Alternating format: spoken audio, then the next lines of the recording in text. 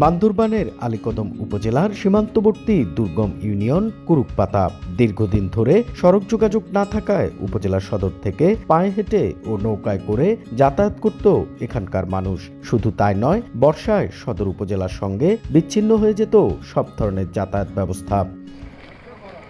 এতে চিকিৎসা সেবা, কৃষিপণ্য বাজারজাতকরণ ও শিক্ষাক্ষেত্রে চরম ভোগান্তিতে পড়তে হতো স্থানীয়দের। এই দুর্ভোগ লাঘবের জন্য 10টি ব্রিজ, 11টি কালভার্ট, 4টি view point, cross drain, side drain, retaining wall, earth water dam, road sign এবং সড়ক প্রশস্তকরণের মাধ্যমে নির্মাণ করা হয় 37.5 কিলোমিটার সড়ক। এছাড়া সড়কের বিভিন্ন স্থানে নির্মিত হয়েছে পর্যটকদের জন্য আকর্ষণীয় স্থান। এই রাস্তা আসার পর থেকে আমাদের অনেক সুবিধা, খুব দ্রুতভাবে আমরা যেতে পারি। রাস্তা হওয়ার কারণে আমাদের অর্থনৈতিক দিক দিয়ে হোক, বিভিন্ন যোগাযোগ মাধ্যম, এগুলো আমাদের অনেক সুবিধা হচ্ছে।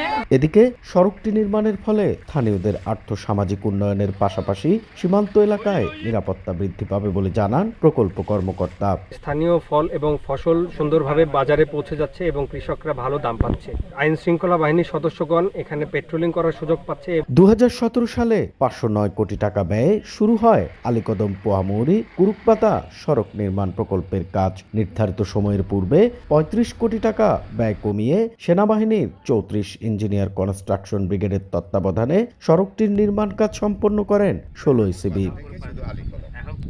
এন এ জাকির, সময় সংবাদ, বান্দরবান।